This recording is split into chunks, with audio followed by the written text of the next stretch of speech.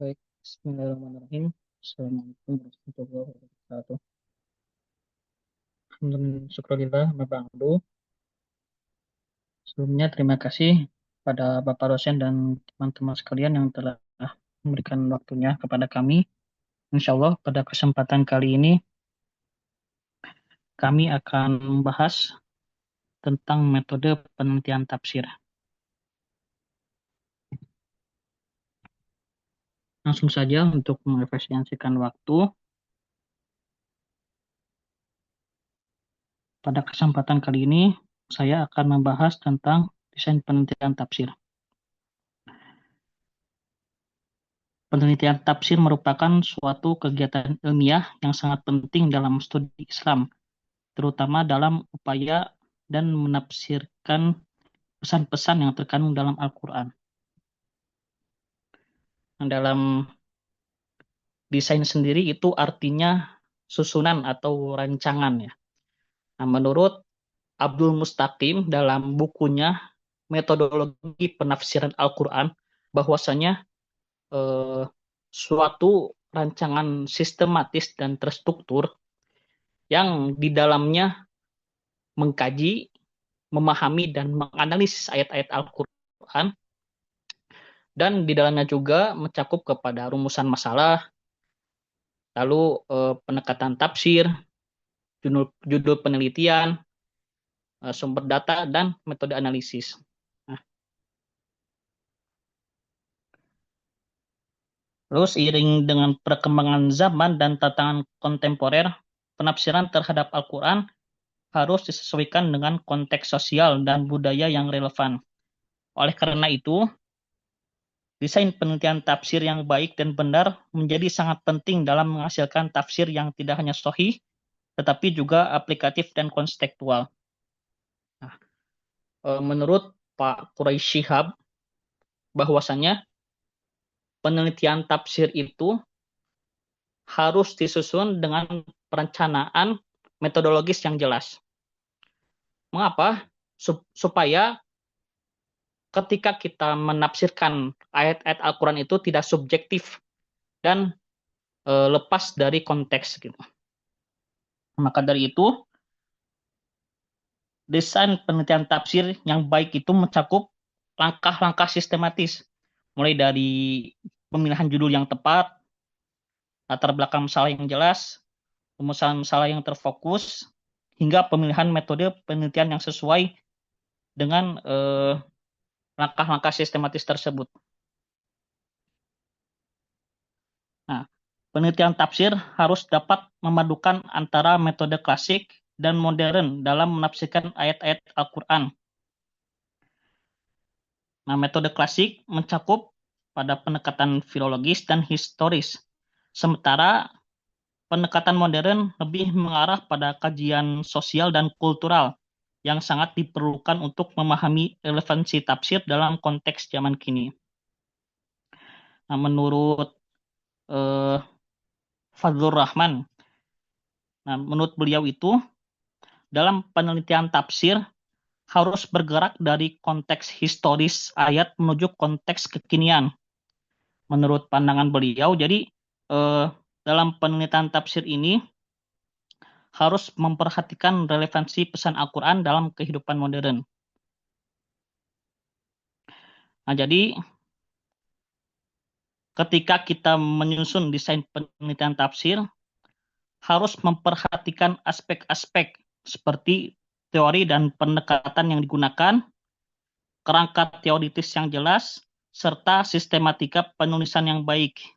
Nah, jadi dengan demikian, penelitian tafsir dapat memberikan kontribusi yang signifikan terhadap pemahaman masyarakat, tentunya juga dapat memberikan manfaat dan bisa diaplikasikan kepada masyarakat luas. Nah, jadi yang pertama yaitu judul penelitian. Dalam konteks penelitian tafsir, judul penelitian harus dirumuskan secara jelas, spesifik, dan mencerminkan fokus dari permasalahan yang akan dibahas. Judul yang baik akan memberikan gambaran awal tentang isi dan tujuan penelitian, sehingga memudahkan pembaca memahami pokok permasalahan yang akan dikaji. Menurut Caswell, judul yang efektif harus mengandung kata kunci utama yang relevan dengan topik penelitian. Nah, dalam penelitian tafsir, judul penelitian biasanya mencakup aspek-aspek seperti metode tafsir yang digunakan, tema utama yang dikaji, serta konteks sosial atau historis yang menjadi latar belakang kajian. Misalnya, contoh judulnya itu pendekatan hermeneutik dalam tafsir tematik tentang keadilan sosial. Nah, secara eksplisit, metodenya itu hermeneutik, jenisnya itu jenis tafsirnya itu tematik, serta tema spesifiknya itu keadilan sosial. Jadi tujuan pemilihan judul seperti ini memudahkan pembaca untuk mengetahui secara langsung pendekatan dan topik yang akan dibahas. Menurut Pak Quraisy Shihab, dalam pemilihan judul penelitian tafsir tidak bisa dilakukan secara sembarangan. Nah, menurut beliau, bahwa judul harus selaras dengan rumusan masalah dan tujuan penelitian. Apabila judul tidak mencerminkan isi atau terlalu umum, pembaca akan mengalami kesulitan dalam memahami maksud penelitian. Nah, oleh karena itu, peneliti harus mempertimbangkan relevansi judul dengan data yang akan dikumpulkan serta teori yang akan digunakan. Judul penelitian juga mempertimbangkan orisinalitas dan kebaruan. Dalam konteks studi tafsir, tema yang sudah banyak diteliti sebaiknya diberikan perspektif baru atau dikaji dengan metode yang berbeda. Misalnya, jika temanya keadilan dalam Al-Quran, nah, sudah banyak yang dibahas secara normatif, solusinya peneliti bisa memilih pendekatan sosiologis atau antropologis untuk memberikan pandangan yang lebih konstekstual. Sebagaimana yang dikatakan oleh Pak Muhammad Amin Abdullah, bahwa desain penelitian tafsir yang baik itu melibatkan ilmu bantu seperti sejarah, sosiologi, dan antropologi agar hasil kajian tidak hanya tekstual tetapi juga konstekstual. Maka dari itu, judul penelitian tidak hanya informatif tapi juga menawarkan sudut pandang baru yang menarik. Secara teknis, judul penelitian sebaiknya tidak terlalu panjang, tetapi cukup jelas dalam menggambarkan pokok kajian. Menurut Arkaun, judul yang efektif adalah yang dapat menarik perhatian pembaca sekaligus memberikan gambaran spesifik tentang penelitian. Oleh karena itu, ketika kita memilih judul dalam penelitian tafsir, memerlukan kecermatan dan menyusun kata-kata sehingga judul tidak hanya deskriptif tetapi juga reflektif terhadap masalah yang akan dibahas. Jadi ketika kita memilih judul tidak hanya menjelaskan saja, tetapi bisa menjadi evaluasi terhadap masalah yang akan kita bahas itu. Nah, langkah yang kedua dalam desain penelitian tafsir itu yaitu latar belakang permasalahan. Maaf, ininya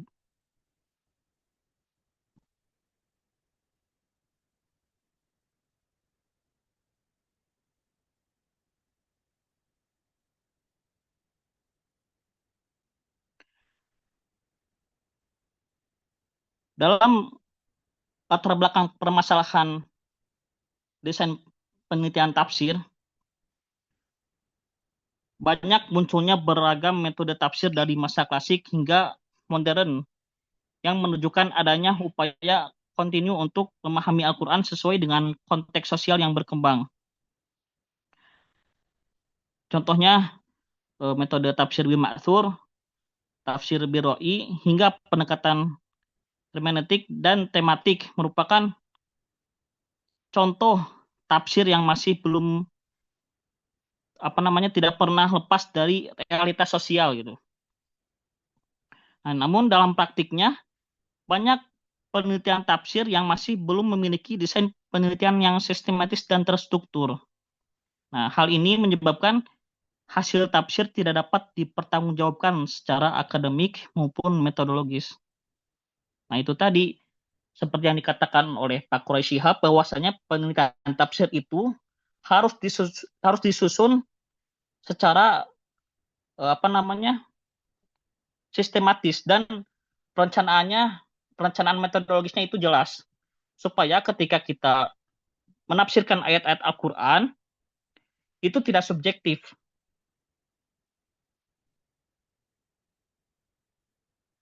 Oleh karena itu, kajian mengenai cara memahami desain penelitian tafsir yang baik dan benar menjadi penting untuk dibahas secara lebih mendalam.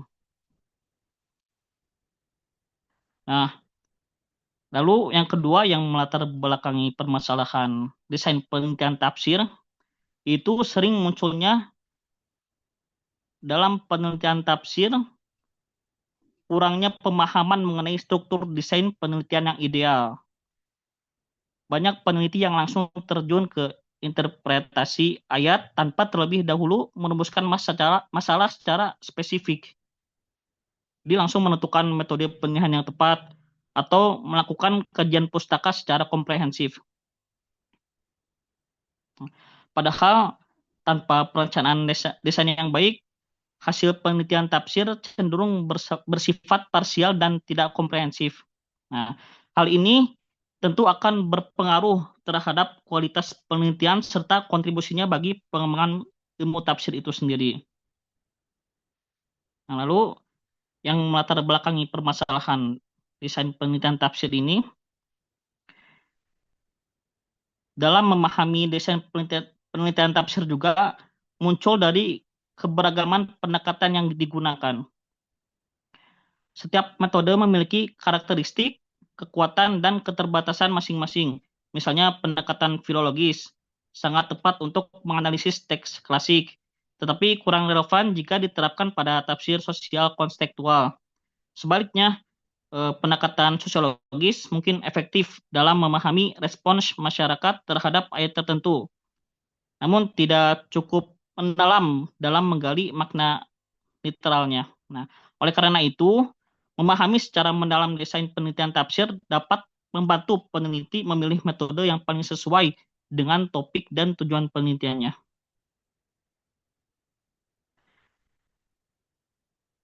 Selanjutnya, langkah yang ketiga dalam desain penelitian tafsir itu rumusan masalah.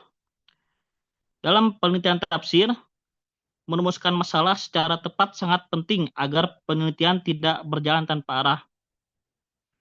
Menurut Creswell, rumusan masalah harus dirumuskan secara jelas, spesifik, dan dapat diteliti dengan pendekatan ilmiah. Hal ini diperlukan agar peneliti dapat mengidentifikasi aspek-aspek penting yang akan dikaji serta metode yang paling sesuai untuk menjawab permasalahan tersebut. Dalam konteks penelitian tafsir, rumusan masalah seringkali berkaitan dengan pemilihan metode yang tepat dalam memahami ayat-ayat Al-Quran. Banyak penelitian tafsir yang masih menghadapi masalah dalam pemilihan pendekatan, terutama dalam menggabungkan antara metode klasik dan kontemporer. Misalnya, bagaimana metode hermeneutik dapat diaplikasikan dalam kajian tafsir tematik, atau bagaimana pendekatan filologis dapat dikombinasikan dengan analisis sosiologis dalam memahami fenomena keagamaan tertentu. Nah, masalah ini timbul karena kurangnya pemahaman yang komprehensif tentang desain penelitian tafsir yang benar. Nah, lalu rumusan masalah dalam penelitian tafsir juga sering menyangkut validitas dan keabsahan data yang digunakan. Misalnya, dalam menafsirkan ayat-ayat hukum, ada kalanya terdapat perbedaan interpretasi antara ulama klasik dan kontemporer. Nah, permasalahan ini menjadi lebih kompleks ketika penelitian tafsir tidak memperhatikan konteks historis dan sosial dari ayat yang dikaji. Nah, oleh karena itu, diperlukan panduan yang jelas tentang bagaimana merumuskan masalah tafsir yang mempertimbangkan perubahan konteks sosial tanpa mengabaikan sumber otentik.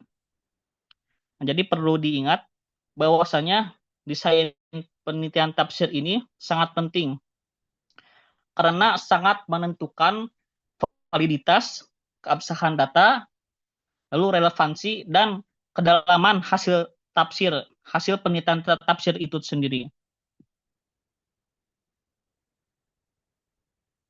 Nah, rumusan masalah juga berkaitan dengan tujuan penelitian yang ingin dicapai. Tanpa perumusan masalah yang baik, tujuan penelitian menjadi kabur dan tidak terarah. Misalnya, jika tujuan penelitian adalah memahami makna keadilan dalam Al-Quran, maka perumusan masalah perlu menggali bagaimana konsep keadilan dibahas dalam berbagai tafsir dan bagaimana relevansinya dalam konteks sosial saat ini. Nah, jadi dalam hal ini penelitian tafsir tidak hanya bersifat deskriptif tapi juga analitis dan kritis. Lalu langkah selanjutnya dalam desain metode penelitian tafsir yaitu metode penelitian. Menurut Amir Hamzah dalam bukunya Metode Penelitian Kepustakaan bahwa kajian metode penelitian tafsir itu terbagi kepada 4 jenis penelitian utama, yaitu yang pertama studi teks kewahyuan.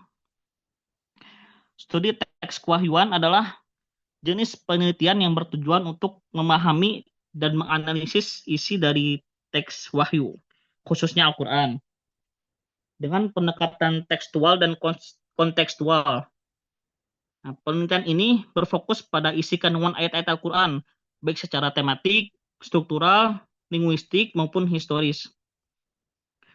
Penelitian ini juga dapat dilakukan dengan menggunakan metode tafsir seperti tafsir maudhu'i, tafsir tahlili, atau tafsir ijmali.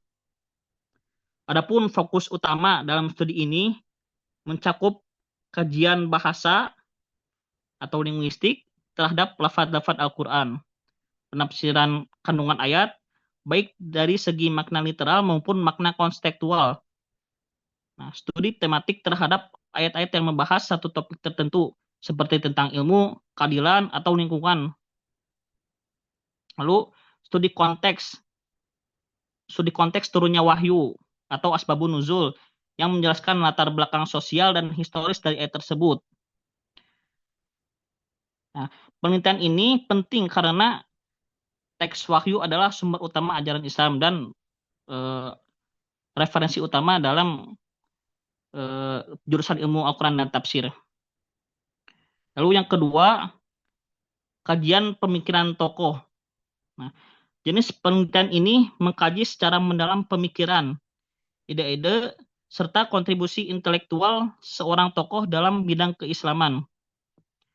Tokoh yang dimaksud bisa berasal dari berbagai periode sejarah Islam, misalkan dari klasik, zaman klasik, pertengahan, atau modern, dan dari berbagai disiplin seperti tafsir, fikih, filsafat, tasawuf, ataupun pendidikan. Nah, penelitian ini biasanya mencakup biografi intelektual tokohnya. Misalkan isinya itu latar belakang kehidupan, pendidikan, dan lingkungan sosial budaya yang mempengaruhi pemikiran tokoh. Lalu analisis karya-karya tulis tokoh, misalkan isi dan metode penulisan serta gagasan penting yang dikembangkan. Lalu kontribusi tokoh terhadap bidang ilmu tertentu, misalnya dalam pembaruan tafsir atau pendidikan Islam. Lalu relevansi pemikiran tokoh dengan konteks kekinian, seperti pemikiran Kiai Haji Bisri Mustafa dalam tafsir Al-Ibris yang menggunakan bahasa Jawa untuk dakwah lokal. Yang ketiga, yaitu analisis buku teks. Jenis penelitian ini menelaah isi, struktur, metodologi, dan pesan-pesan yang terdapat dalam buku teks, terutama buku ajar pendidikan agama Islam. Penelitian ini berfungsi untuk mengevaluasi kekuratan isi, kesesuaian, dan kurikulum nasional, serta nilai-nilai yang disampaikan dalam buku tersebut. Adapun fokus utama dalam penelitian ini meliputi kesesuaian isi buku dengan sumber primer Islam atau Al-Quran, hadis, dan pendapat ulama. Lalu pendekatan dan metode pengajaran yang digunakan dalam buku, ideologi dan bias penulis, misalnya kecenderungan terhadap madhab tertentu. Lalu kesesuaian buku dengan kurikulum dan kebutuhan peserta didik pada jenjang tertentu, dan kemampuan buku membentuk sikap religius dan berpikir kritis siswa. Dan yang terakhir yaitu kajian sejarah. Nah, jadi jenis penelitian ini berfokus pada peristiwa, tokoh, atau institusi dalam sejarah Islam. Kajian sejarah Islam bertujuan untuk merekonstruksi masa lalu secara kritis agar dapat dipahami dan dijadikan pelajaran bagi masa kini. Penelitian ini menggunakan pendekatan historis empiris dan kadang dikombinasikan dengan pendekatan sosiologis dan antropologisnya. Adapun ruang lingkup kajian sejarah Islam, yang pertama, sejarah kodifikasi Al-Quran dan hadis. Yang kedua, sejarah tafsir dan ulama tafsir di berbagai periode. Yang ketiga, sejarah institusi pendidikan Islam seperti pesantren dan madrasah. Yang keempat, peran ulama dalam pergerakan sosial dan politik seperti ulama Nusantara dan kolonialisme. Yang kelima, perkembangan pemikiran Islam di wilayah tertentu, misalnya Islam di Jawa, Sumatera, atau Timur Tengah. Mungkin cukup sekian. Selanjutnya dilanjutkan oleh rekan saya, Ustadz Said Fahad Muhammad Hijazi. Kepadanya disalahkan.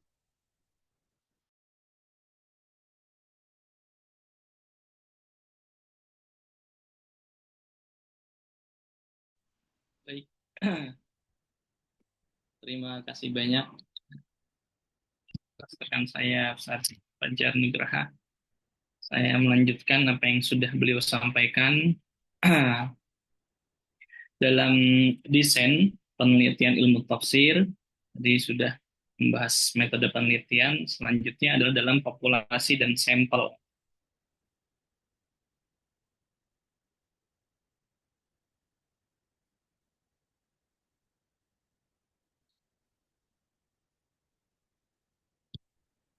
Populasi dan sampel dalam penelitian ini mencakup seluruh literatur tafsir dan sumber ilmiah yang relevan, baik karya klasik maupun kontemporer.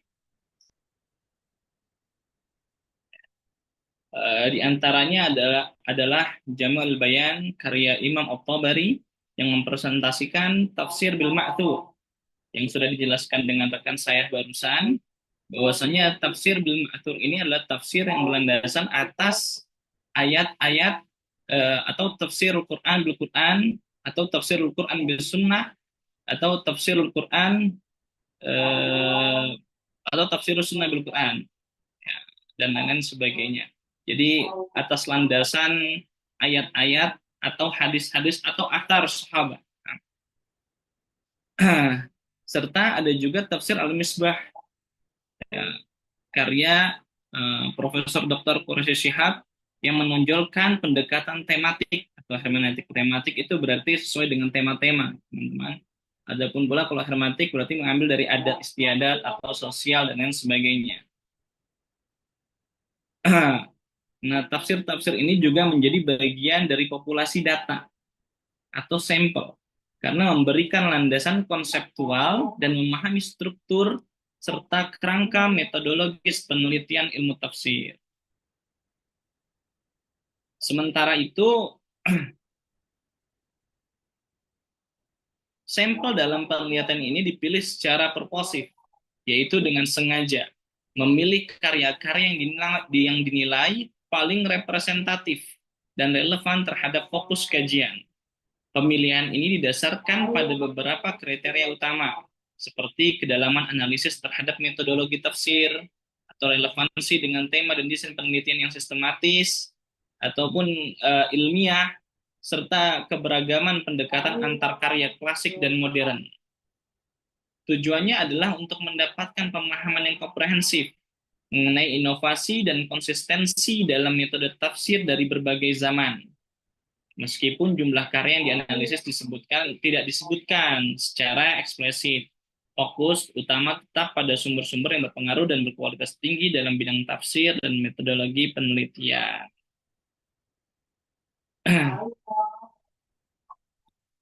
Lalu yang selanjutnya ada tinjauan pusaka. Tinjauan pustaka ini adalah penafsiran terhadap Al-Quran yang telah menjadi kajian utama dalam khazanah keilmuan Islam sejak abad pertama Hijriah. Nah, para mufasir dari berbagai era telah berkontribusi dalam membangun kerangka metodologis yang kompleks, mulai dari pendekatan tekstual, historis, hingga interpretasi, filosofis, dan kontekstual.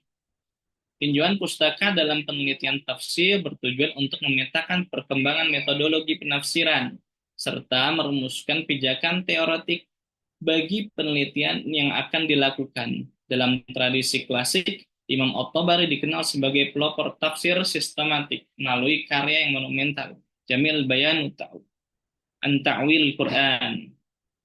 Nah, tafsir ini juga menampilkan metode tafsir bil maksur, yakni penafsiran berbasis riwayat dari nabi, sahabat, dan tabi'in. Metode lagi tafsir At-Tabari menekankan pentingnya sanad, kesikohan sanadnya, dan varian bacaan atau qiraatnya, gramatika Arab, dan analisis kontekstual terhadap sebab turunnya ayat atau sababun nuzul atau asbabun nuzul. Ya. Pendekatannya filologis dan historis, namun juga membuka ruang untuk tarjih atau preferensi di antara riwayat-riwayat yang berbeda dengan mempertimbangkan kekuatan sanad dan rasionalitas teks. Di samping At-Tabari, tokoh lain seperti Az-Zarkashi dalam Al-Burhan fi Ulumil Quran dan As-Suyuti dalam Al-Itqan fi Ulumil Quran memberikan fondasi teoritik bagi ilmu-ilmu Al-Quran, termasuk prinsip-prinsip metodologis dalam penafsiran. Karya ini masih menjadi referensi penting dalam studi tafsir klasik, karena menyusun secara sistematis cabang-cabang ilmu Al-Quran seperti nasakh, mansukh, munasabah, qiraat, dan lain sebagainya.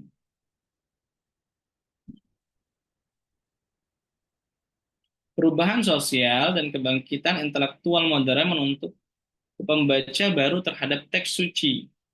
Abdullah Said menawarkan pendekatan hermeneutika atau kontekstual yang memperkenalkan model interpretasi yang mempertimbangkan latar historis pewahyuan sekaligus konteks modern pembaca.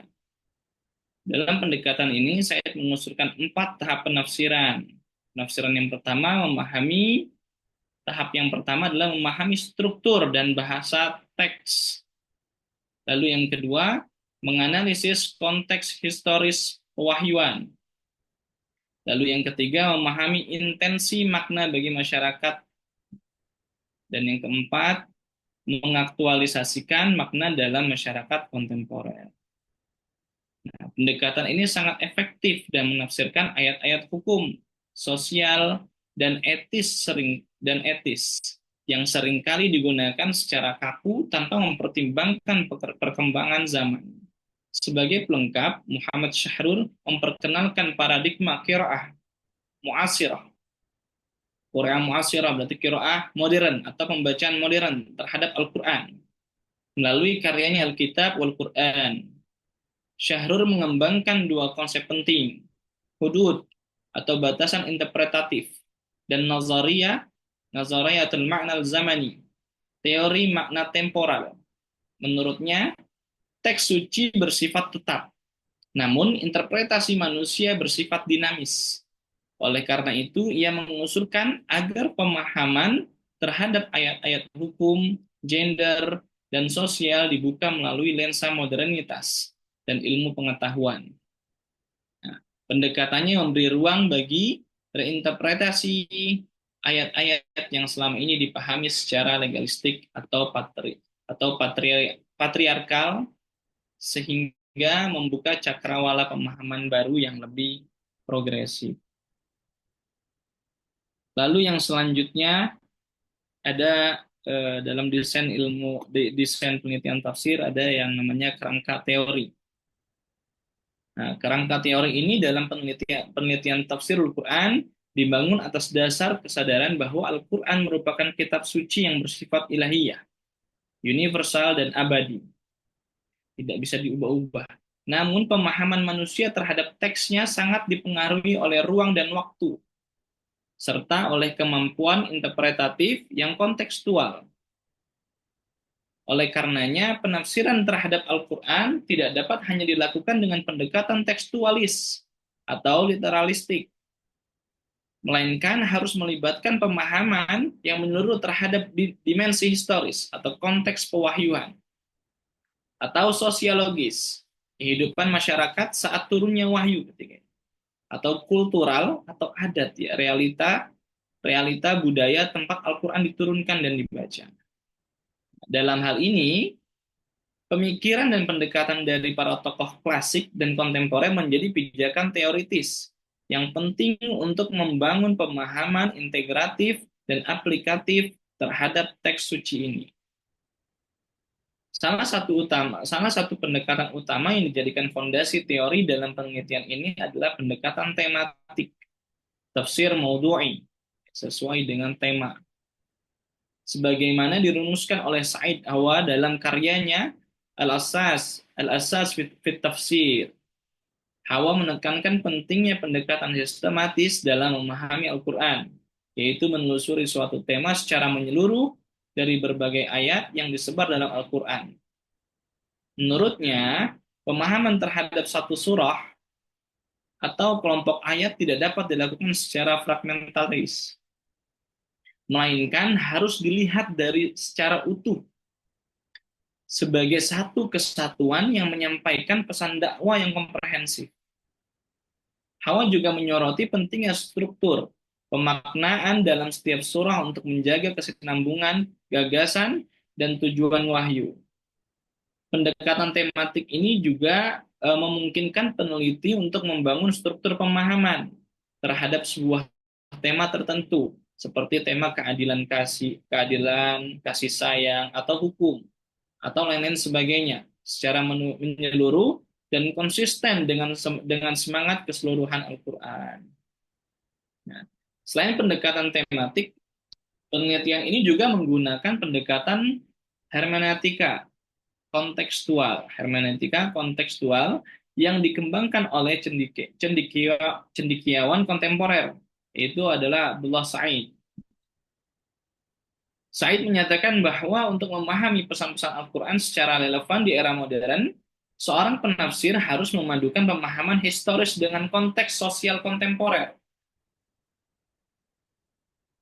Dalam bukunya Interpreting the Quran Towards a Contemporary Approach, Said menjelaskan bahwa makna suatu ayat memiliki dua lapisan, yaitu makna historis yang ditujukan kepada masyarakat Arab yang di zaman itu, dan makna kontekstual yang dapat direfleksikan dan diterapkan pada masyarakat saat ini.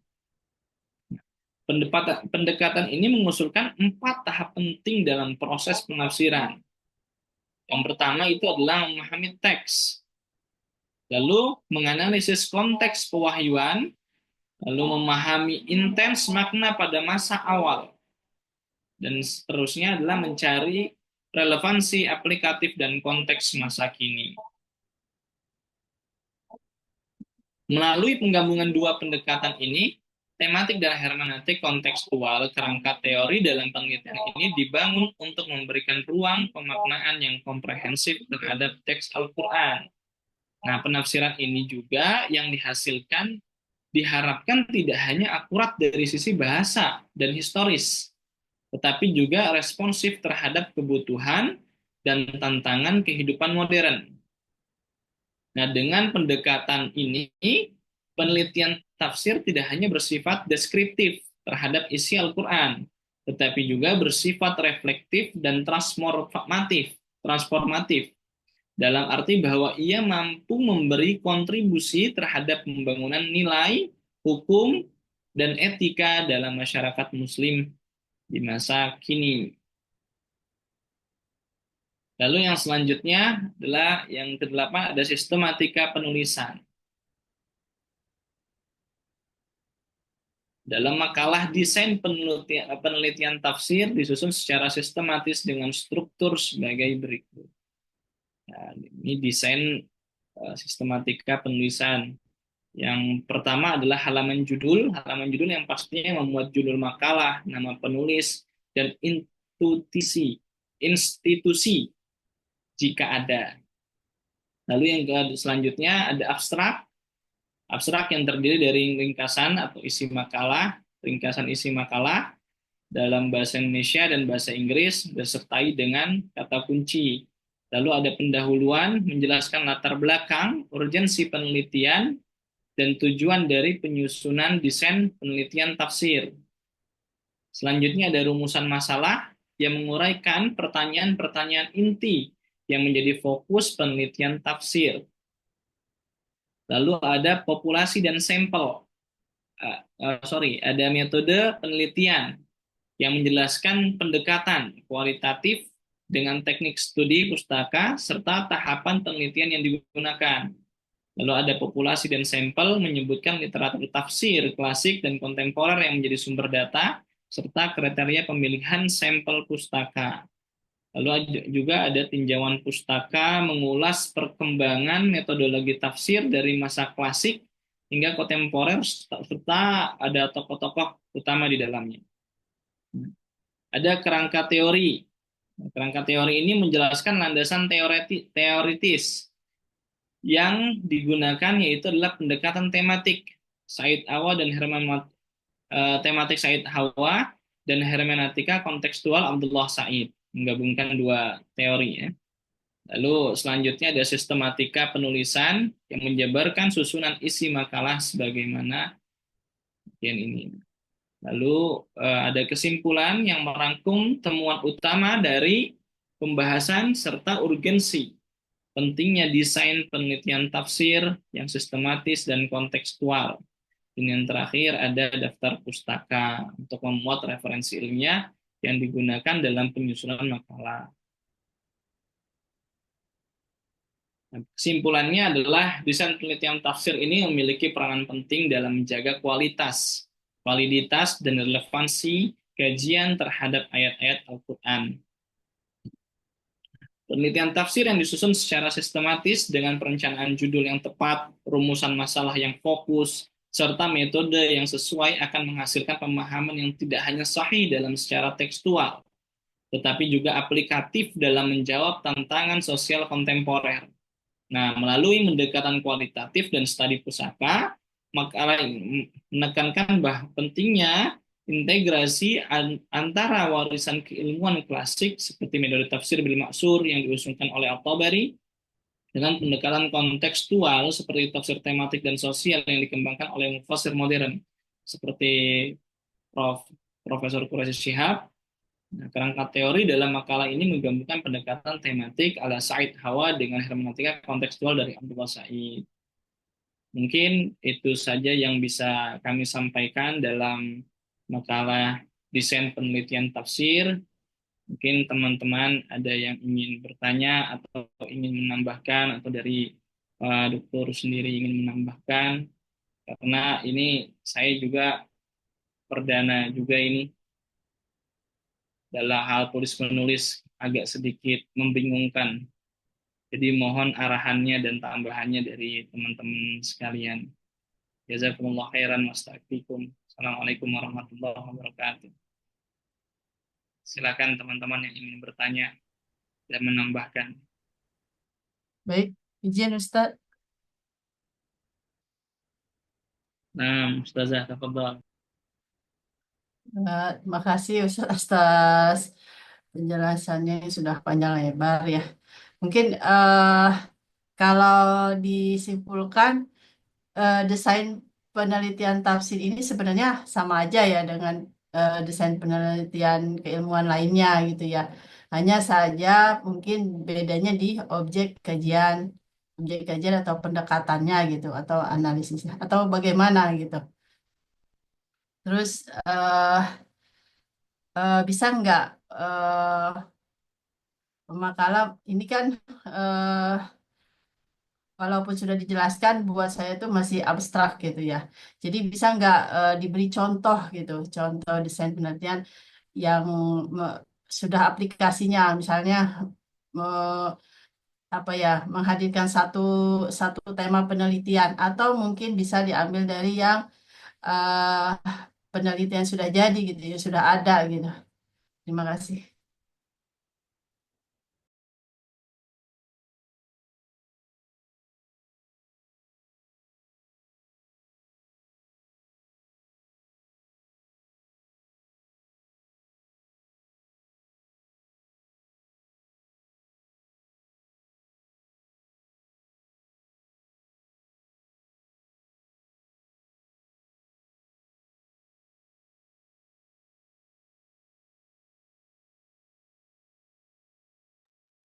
Baik, mungkin ditampung dulu, barangkali yang lainnya ada yang bertanya.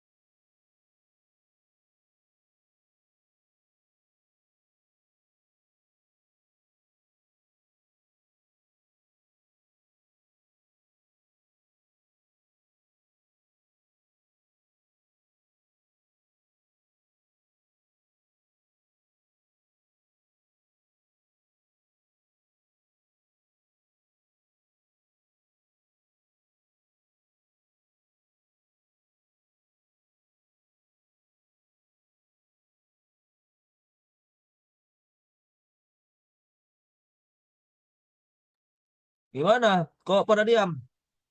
Masih lama lagi. Sepertinya masih pada bingung Ustadz. Hah?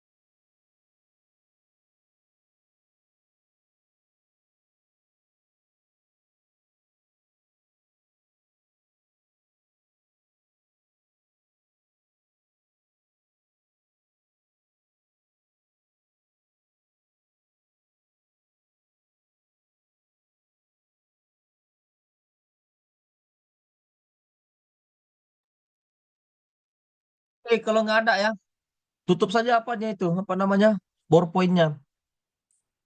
Ada yang bertanya nggak? Saya rasa nggak ada lah ya, karena ini proposal utuh. Kira-kira nanti teman-teman mau melanjutkan proposal utuh, nah, seperti sekarang lah temanya. Yang pernah buat skripsi ya seperti ini, tesis juga begitu, sama juga dengan disertasi. Coba ditutup dulu PowerPoint-nya,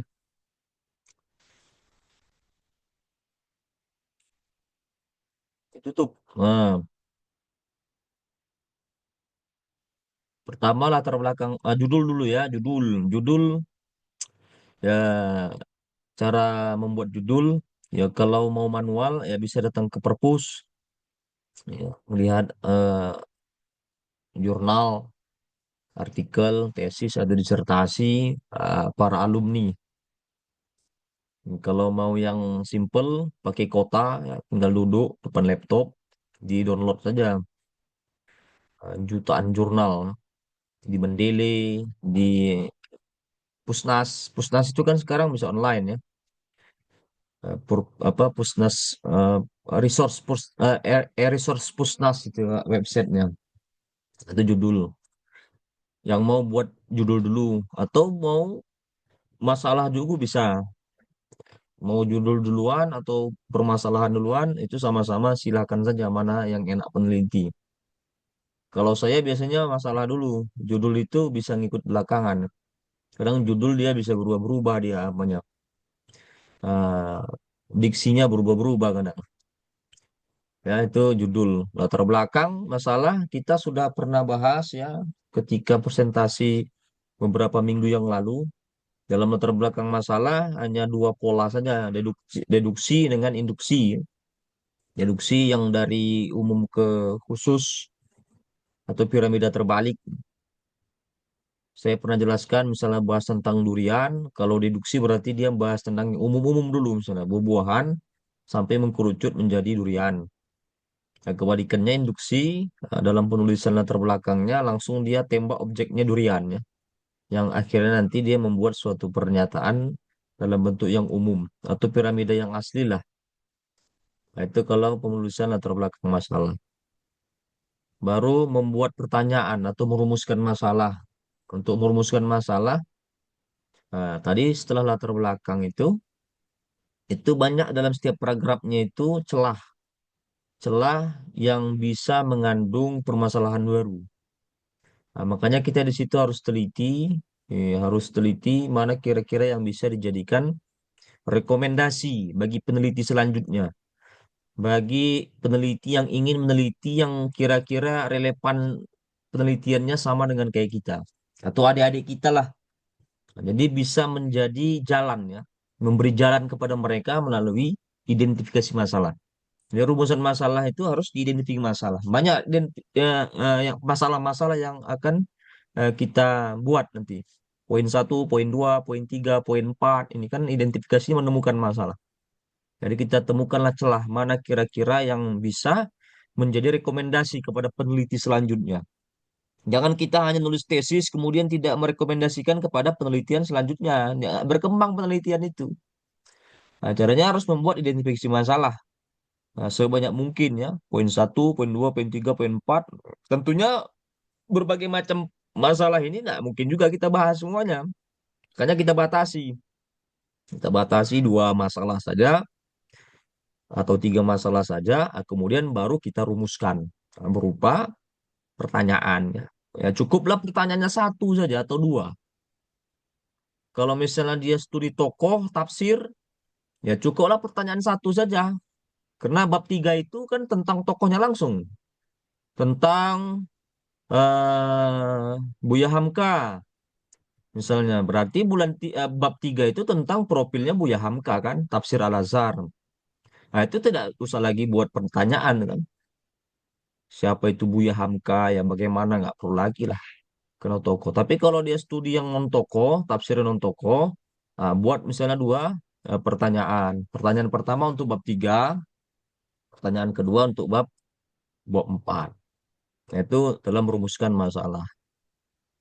Kemudian penelitian terdahulu yang relevan atau kajian terdahulu yang relevan. Jadi ada penelitian-penelitian yang mirip ya, bukan mirip ya, apa namanya, yang ada relevannya, ada relevansinya dengan penelitian kita. Tadi neliti tentang durian, carilah penelitian-penelitian yang ada berkaitannya dengan durian. Itu kita harus tampilkan dalam bab satu itu ya, penelitian-penelitian, ya critical review tadi. Fungsinya penelitian-penelitian yang relevansi ini membantu kita satu menguatkan data ya, kemudian analisis kita ini fungsinya. Kemudian berfungsi juga dalam bab 2. Bab 2 ini kan membahas tentang penelitian relevan itu. Misalnya 10 penelitian A, B, C, D, E, F, G, H, I, J. Nah, ini nama-nama mereka ini, nama-nama peneliti ini nanti akan muncul di bab 2. Atau paling tidak nama mereka ini sebagai perwakilannya muncul di abstraknya. Meneliti tentang durian, yang mengatakan durian itu warna kuning. Yang menelitikan durian itu misalnya warnanya agak oranye gitu.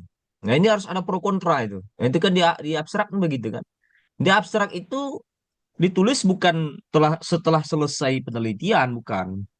Nah, itu zaman-zaman dulu mungkin begitu. Nah, kalau sekarang itu abstrak itu harus pertama itu harus sudah dibuat abstrak itu.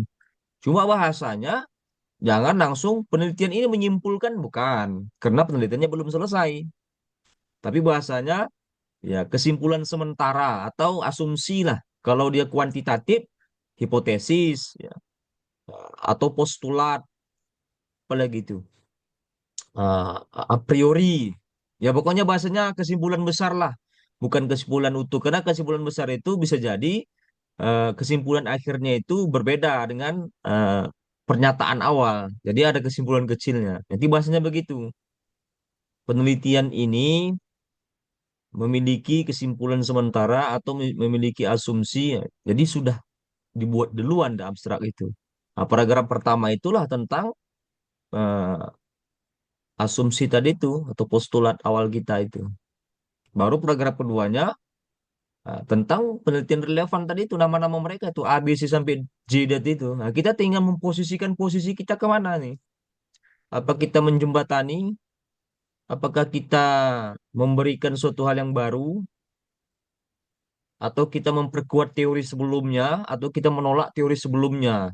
Didasari oleh peneliti-peneliti yang terdahulu. Kita kan penelitian yang belakangan, gitu. Syukur-syukur mendapatkan teori baru. Nah, kalau mendapatkan teori baru itu tesis rasa disertasi kan. Nah, itu membedakan tesis dengan disertasi. Nah, paling tidak kalau tidak mendapatkan teori baru, ya menguatkan atau menolak. Hanya itu dua itu aja kan. Itu di paragraf kedua. Tapi jangan lagi ya, sebutkan nama-namanya itu, nama-nama mereka peneliti-peneliti itu. Nah, bab tiganya, apa nama, paragraf ketiga di abstrak itu metodologi. Jadi itu saja di abstrak.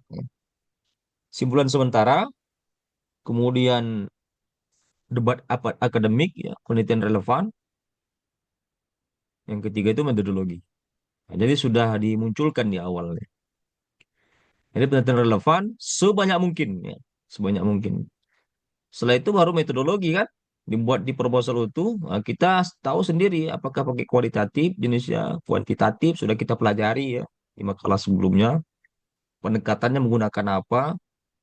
Filosofi, fenomenologi, humaniora, ya tergantung kita lah. Kita sebagai peneliti kita yang lebih tahu. Baru sistematika penulisan, outline. Ya, jadi proposal utuh. Ya, saya rasa itu untuk apa? Pada hari ini tema terakhir yang kelompok. Kemudian apa lagi yang ingin dibahas?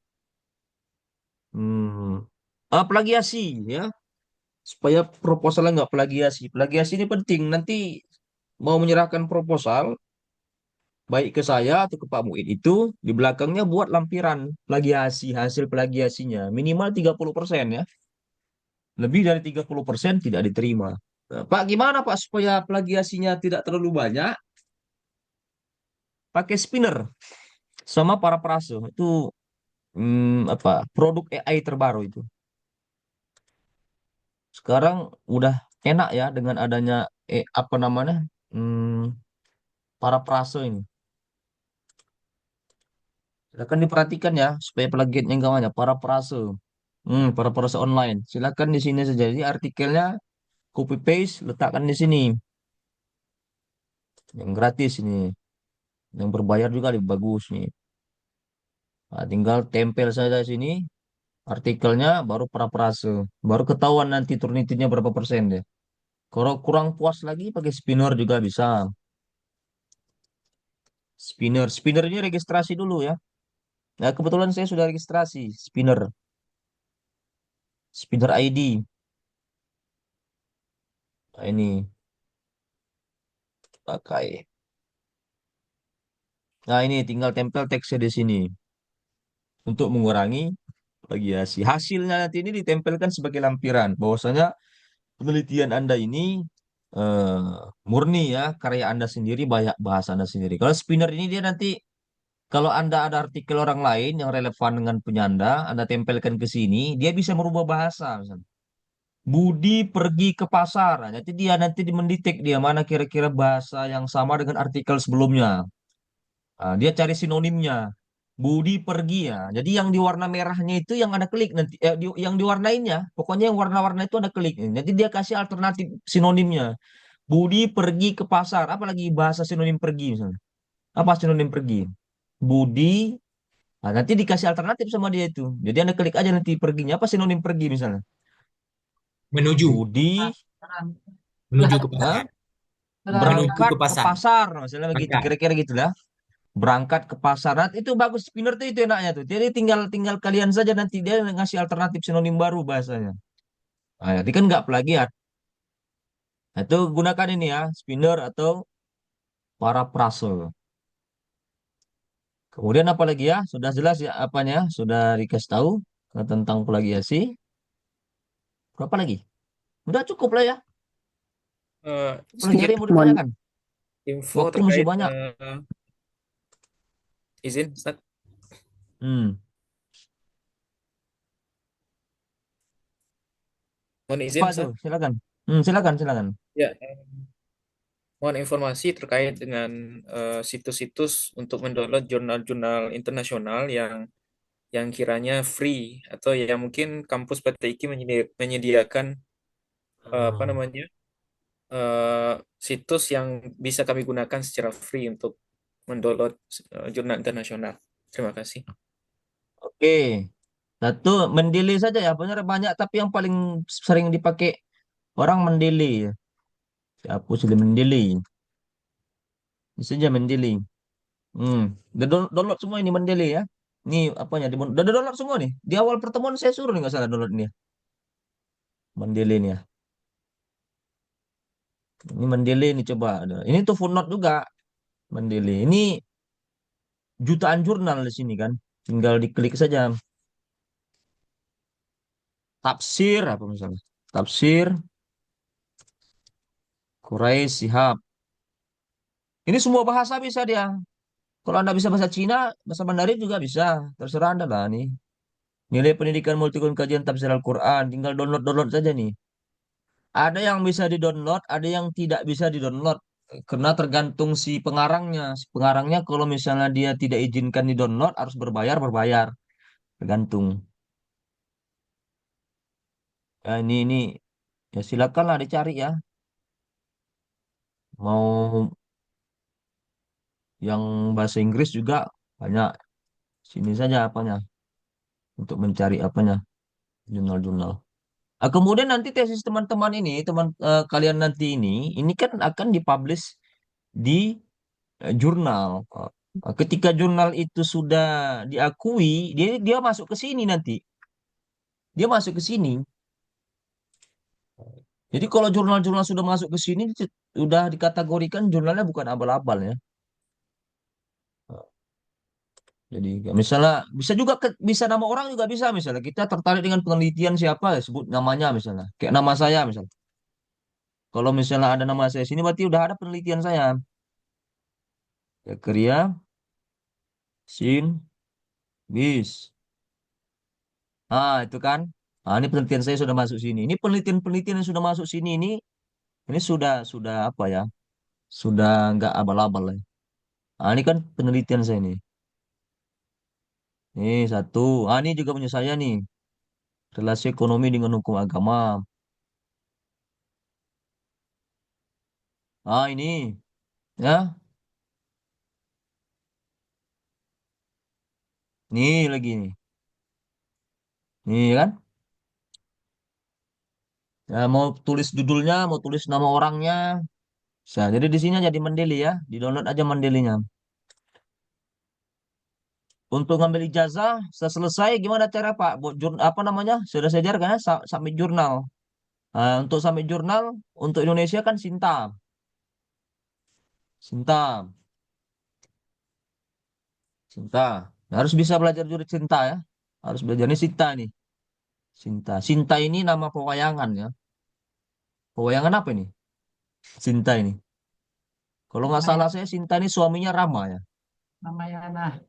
Rama ini Sinta. Sinta ini artinya ini yang beruntung. Berarti jurnal yang bisa masuk ke sini berarti jurnal yang beruntung karena bisa mendapat ijazah. Kira-kira gitulah filosofinya. Ini Sinta ini punya punya apa namanya? Punya Kemendikbud. Ya, ini kan Sinta Kementerian Pendidikan Budaya ya, Kemendikbud. Caranya begini, resource misalnya. Ambil yang jurnalnya ya, jurnal. Harus sesuai scope, harus sesuai scope ya. Nah, skopnya misalnya di tafsir. Tafsir itu berarti skopnya itu harus difilter ya. Gak semua bisa ya dia difilter. Tafsir nggak mungkin masuk ke agrikultur. Sudah pasti tidak bisa ditolak. Engineering apalagi nggak nyambung kan mesin, seni, kesehatan, sains, ekonomi. Yang paling cocok di mana nih kira-kira? Religi. Religion itu. Religion. Religion. Religion. Nah, religion ini. Nah, inilah jurnal-jurnal yang bisa. Ada berapa itu jumlahnya? Ada 24 halaman. Tengok nih. Satu dari 24 halaman. Jumlah jurnalnya 235. Contoh misalnya. Nah, ini paling tinggi ini ya, Sinta 1, Sinta 2. Saran saya, eh, kalau supaya cepat terbit itu Sinta 6 saja ya. Sinta 6 saja. Kalau Sinta 1 ini ketat, Sinta 2, Sinta 1, Sinta 2 ini ketat. Ini biasanya untuk dosen-dosen yang mau menuju ke profesor. Dia ketat.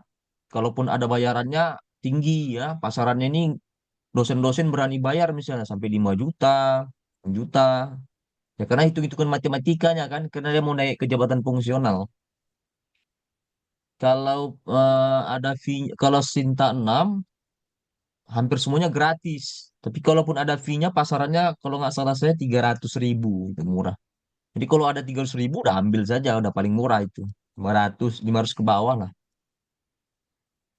Ya, contoh misalnya ini Sinta 1. Bagaimana submitnya? Langsung masuk aja ke rumah jurnalnya nih. Nih ya, ini Hakam rumah jurnal, copy paste, copy, buka rumah jurnalnya. Paste. Nah, ini rumah jurnal aslinya. Ah, ini dia. Rumah aslinya ini. Tinggal registrasi. Registrasi. Jadi harus registrasi dulu ya. Nah, buat ini semuanya registrasi dulu. Sampai masuk ke rumah jurnalnya. About. Nah, ini jurnalnya apa-apa saja yang diterima. Tinggal lihat di sini saja. Buat jurnal. Sini. Ah, fokus and scope.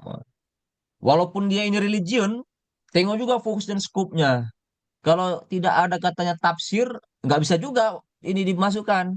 Dia maunya apa saja nih. Nah, ini saja yang dia mau terima nih, jurnal-jurnal ini nih. Kira-kira penelitian tesis kalian kalau ada berkaitan sama ini bisa diterima nih, Islamic Family Law. Nah, kira-kira cocok nggak dengan judul kalian itu? Ini masalah hukum kan? Islamic Criminal Law, masalah hukum semua saya lihat ini, hukum, hukum, hukum, hukum. Ah, ini paling gender nih, society, nah ini politik. Nah, cuma ini saja dia yang ambil terima skopnya. Jadi lihat juga. Kemudian lewat author fee-nya, ini berbayar apa tidak bisa dilihat juga. Tinggal cari saja lah ya. Hmm, tinggal baca saja cari. Biasanya ditampilkan ini berapa misalnya.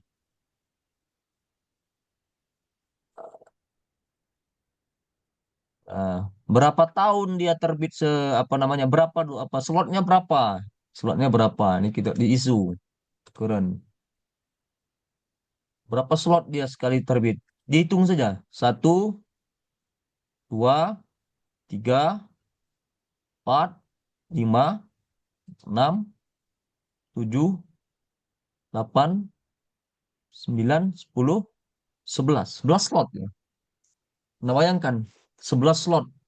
Setahun berapa kali terbit? Nomor 2.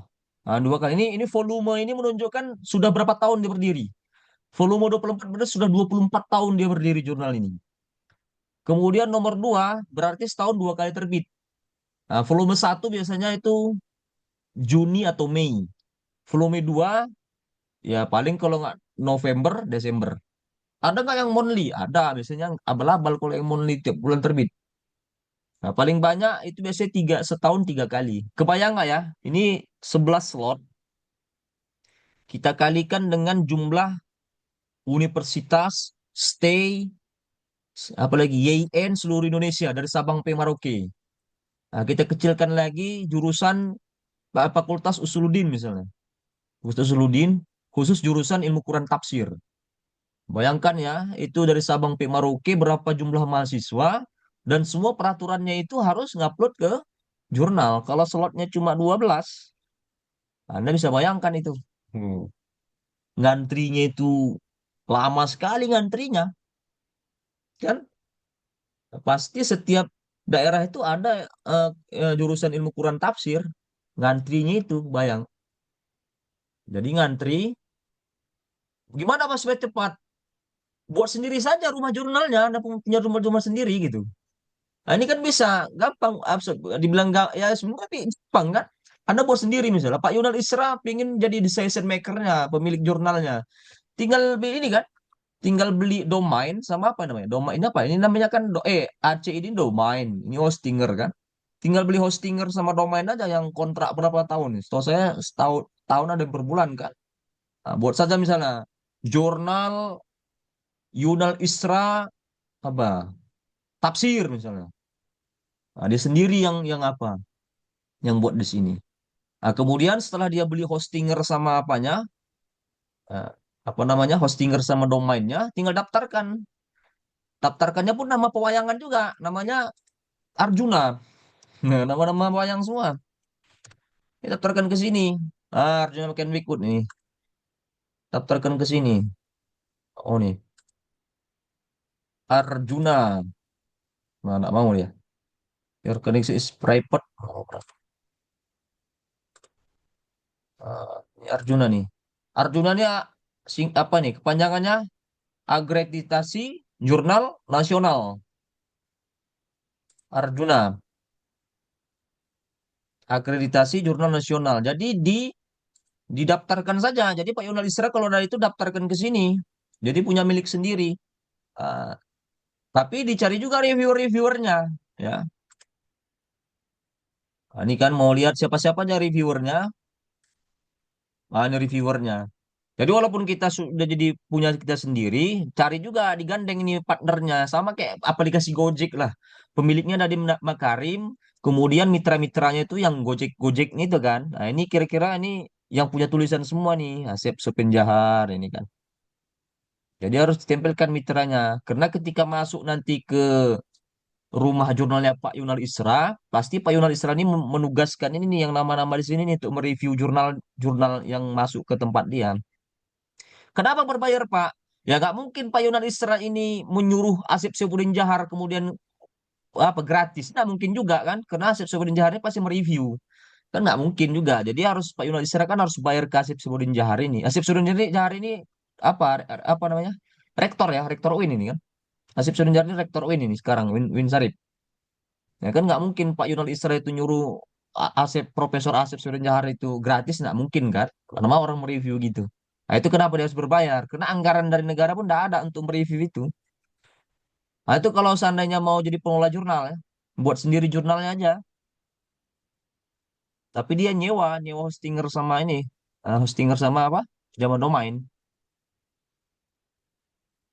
Itu ya. Ada lagi pertanyaan sampai sini? Saya kasih tahu yang membuat jurnal juga bisa. Kalau dia mau punya jurnal sendiri daripada punya jurnal, masukkan ke jurnal orang lain kan.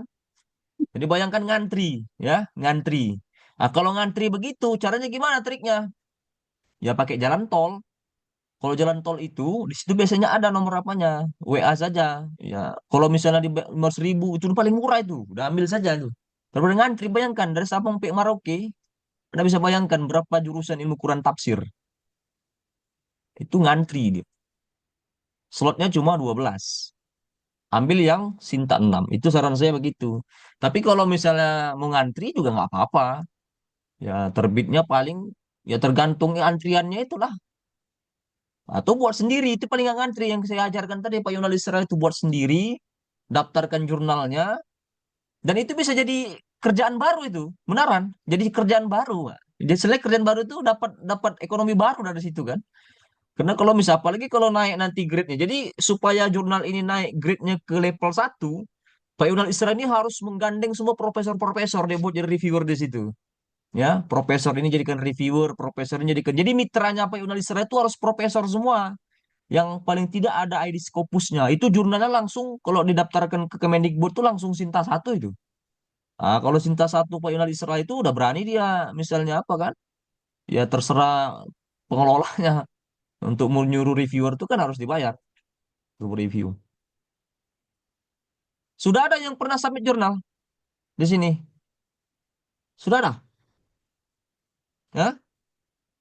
Saya Sudah ada belum. nggak? Dulu Belum. pernah. Saya kasih contohnya ya. Contohnya, ini saya submit jurnal baru 3 hari yang lalu disuruh revisi. Nah, ini kalau misalnya sudah submit jurnal, kemudian jurnalnya bisa jadi diterima, bisa jadi ditolak. Nah, ini kebetulan jurnal saya jurnal yang tinggi ya, Sintanya Sinta 2. Saya share lagi ya. Share. Ini bentuknya. Kalau sudah kita submit, Gini. Rumah jurnalnya namanya Fitrah Win Syahada. Ini Fitrah Win Syahada. Ini rumah jurnalnya. Rumah jurnalnya ini. Jadi tidak ada lagi nanti alasan ketika setelah selesai tesis nggak pandai submit jurnal. Nggak lama ya. Hapus.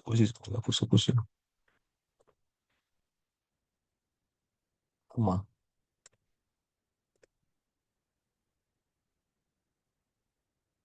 Nah ini. Nah kebetulan saya sudah registrasi ya. Ya karena sudah submit harus registrasi dulu. Tinggal login saja nih. Login. Login. Nah ini saya aktifnya saya satu nih kan. Aktif. Ini Sinta 2. Nah ini. Ini apa nih? Coba statusnya coba. Ini statusnya nih. Statusnya. Lihat status ini. In review. Revision required. Jadi minta direvisi. Minta revisi. Akhirnya sudah saya revisi ya. Setelah saya revisi, ya, makanya langsung di resubmit. Setelah saya revisi langsung di resubmit. Mana tadi dia? In review. Ini. Jadi ada tulisan begini ya di email. Nah, ini dia. Ini di email nanti akan begini bunyinya. Subject Petra. Dear Mr. Jack, we have reached a decision regarding your submission to Petra Jurnal Nasional. Our decision, keputusannya please revisi sesuai dengan catatan. Ini yang pemiliknya ini, Ardi Octavian. Nah, baru kita revisi ya. Ini ya setelah revisi. Ini saya revisi banyak revisinya ya. Ini kalau jurnal tingkat 1 Tiwa ini memang ketat dia. Ini hasil revisi nih. Setelah saya revisi berapa ya, sekitar 3 hari saya revisi ya. Ini jadi ada kotak-kotak begini nih. Ada catatan. Create an author correspondent mark. Kemarin belum. Ini aslinya ini yang merah nih. Ini yang coret yang aslinya judul aslinya ini ya. Ini misalnya dia bilang apa ya? Dia bilang artikelnya kurang jelas. Harus masih abu-abu kan? The article is not clean yet. There is still gray on background. Ini judulnya nih. Judul aslinya ini kemarin ini. Tarekat and Mandailing Ethnicity. Kemudian saya revisi menjadi ini judulnya. Spiritual Brotherhood of Mandailing Ethnic Group Abroad Troop Tarekat Nasional TNKJ. Jadi banyak sih revisinya, banyak revisinya. Hampir semua disuruh revisi nih. Ini suruh revisi kan? Kira-kira ini banyak juga saya revisi nih. Konten-kontennya ya saya revisi nih. Ini banyak revisi semua nih. Setelah ini direvisi, ya langsung lah ya. Singkatnya setelah ini direvisi, baru kita resubmit lagi ke ya, ke jurnalnya ini ya nih. Author versi. Tinggal di submit saja cuspel di sini.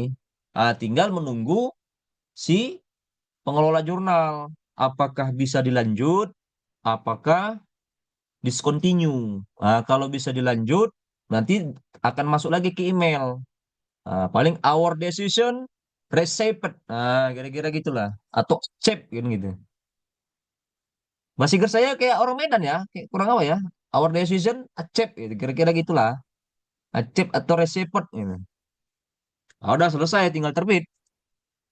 Ya nggak apa-apa lah bahasa-bahasanya kurang. Tapi yang penting saya ngerti artikel bahasa Inggris gitu aja. Jadi nggak penting. Pronunciation tuh bagi saya nggak pala ini ya.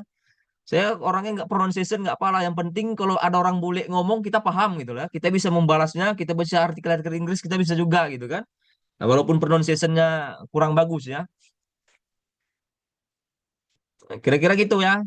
Nah, kalau yang nanti submit jurnal, yang sudah tesis, kalau mau ngambil ijazah, syaratnya gitu. Mau ngambil ijazah, harus submit jurnal, diterbitkan. Kalau tidak terbit, jurnalnya belum bisa. Itu udah peraturan itu. Saran saya, Sinta 6, yang paling gampang Sinta 6. Ada pertanyaan sampai di sini? Saya Pak ingin bertanya Pak Dokter. Silakan. Ya, ya jadi kan saya kelompok pertama yang insya Allah akan presentasi di minggu depan bersama dua orang teman saya, Siti Nur Sapia Husna sama Ukhti Lutfiah. Berarti nanti yang dikirim di grup adalah dalam bentuk yang sudah jadi masing-masing, kemudian dipresentasikan melalui PPT, begitu ya Pak Dokter? Ya, hmm. Jadi Oh iya baik. proposal mini itu Anda presentasikan. Ada yang Ya, beberapa sudah saya loloskan itu. Nah, ini yang baru yang kelas tadi saya loloskan. Dan dari Pak Muid diterima, silakan dilanjut tapi buat outline-nya. Jadi kalau ke Pak Muidnya, lagi-lagi nanti salah paham. Ke Pak Muidnya itu harus utuh ya. Jangan proposal mini ya. Ada yang kurang paham dikasih Pak Muidnya proposal mini juga ada. Jangan, harus utuh. Sama saya proposal mini. Ketika sama Kajur sudah utuh. Ya gitu ya. Ke Pak Muidnya sudah utuh. Jadi presentasinya sudah utuh. Jangan proposal mini. Proposal mini di kelas ini aja gitu. Nah, ke Pak Muidnya nanti utuh. Oke ya. Yang sudah di sini siapa? Sahirul sudah ya? Sudah, Pak Dokter. Nah, sudah oke. Ke Pak Muid suruh utuh kan? Sudah, Pak Dokter. Masih ada Sudah juga, revisi dari sudah oke. Hah? sudah Sudah. untuk komplit. Berarti tinggal Ya. tinggal ujiannya. Ujian apa? Kompri. Komplit sudah, Pak Dokter. Tinggal menunggu seminar. Nah, seminar. Jadi yang sudah-sudah tetap juga dipresentasikan di sini ya, biar teman-teman juga lihat. Jadi formalitas saja. Ya, yang sudah juga ada beberapa orang, ada 5 ada beberapa orang yang sudah diokekan sama Pak Muid ya. Pokoknya menurut saya, jadi kalau nanti sama saya, screenshot ya, apa di SS, screenshot nanti WA kita, kasihkan ke Pak Muid. Karena gitu peraturannya ya, dan Pak Muid, supaya Pak Muid nggak kaget. Ini tiba-tiba kok nelpon, ada nggak dosen yang rekomendasi sebelumnya gitu. Jadi kalau dari saya sudah, percakapan itu screenshot di WA dulu Pak Muid, baru nanti kalau ada jawaban baru di teleponan ya. Tapi proposal utuh, jangan proposal mini. Saya rasa itu. Ada pertanyaan? Mohon berarti izin yang Gimana? Silakan. duluan Bu Siti Marwan. ya, ya. Silakan. Berarti yang kita presentasikan dalam bentuk proposal utuh, Pak Dokter. Nah, kalau di Apa sini proposal proposal mini? mini. Di Oh sini iya, iya. proposal mini. Ke Pak Muid. Oh, Ke oh Pak ke Pak Muid. Muid nanti harus proposal mini, proposal utuhnya ke Pak Muid. Oh Karena iya. kan setelah di Pak Muid itu nanti kalau diokekan beliau itu ujian kompri. Nah, ujian kompri Anda kan nanti itu dia akan dibahas ya kan, proposal Anda itu. Setelah kompri Anda sudah selesai, udah bisa buat lanjut bab 2 kan? Nggak mungkin proposal mini gitu. Oh iya. Jadi Baik harus Pak proposal Dokter, utuh terima ke Pak kasih. Muidnya. Oke, ada lagi pertanyaan. Silakan tadi siapa tadi? Saya Pak Dokter. Nah, silakan. Terkait tentang tinjauan pustaka tadi Pak Dokter. Misal kita ngambil penelitian relevan yang sudah lalu gitu, apakah misalkan kita mengkaji tentang ayat-ayat hijab dalam tafsir Al-Azhar karya Buya Hamka gitu Pak Dokter.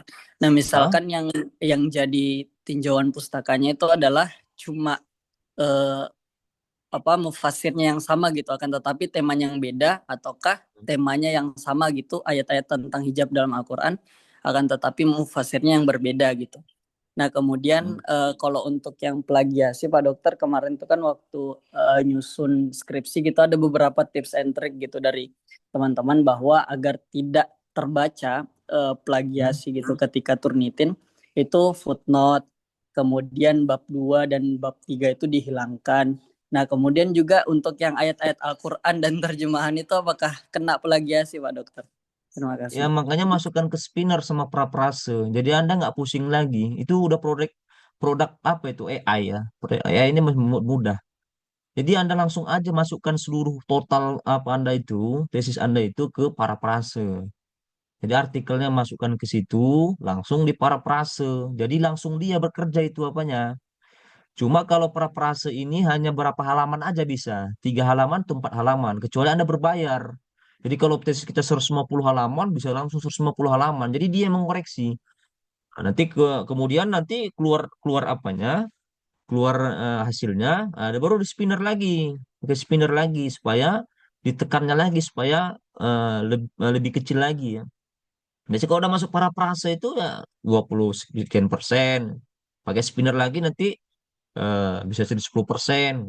Nah, paling gampang yang supaya hampir mendekati 0%, tesis Anda itu itu dimasukkan ke Google Translate. Nah, Google Translate, tapi Google Translate-nya yang langsung akunnya. Jadi Google Translate yang paling akurat itu Google Translate yang Drive. Punya semua akun Drive di sini. Ini pelajaran juga, nih, akun Drive. Ini triknya begitu, akun Drive. Akun Drive itu nama kalian semua. Nah, di akun Drive itu ada namanya terjemah. Beda terjemahan yang di luar akun Drive itu nggak akurat dia. Yang paling akurat itu yang di Drive itu. Jadi tesis kalian semua itu dibuat di situ, di akun sendiri, akun Drive itu, nanti di pojoknya itu ada terjemah. Nah, itu buat di situ, nah, bahasa Indonesianya, kemudian terjemahkan ke bahasa Inggris. Misal. Terjemahkan ke bahasa Inggris, sudah jadi bahasa Inggris, ya, letakkanlah nanti di parafrase. Nah, nanti si parafrase itu yang mengoreksi si bahasa Inggris itu. Nah, hasil dari parafrase itu baru letakkan lagi di terjemahan. Si terjemahan ini baru diubah ke bahasa Indonesia. Nah, itu biasanya 0% itu.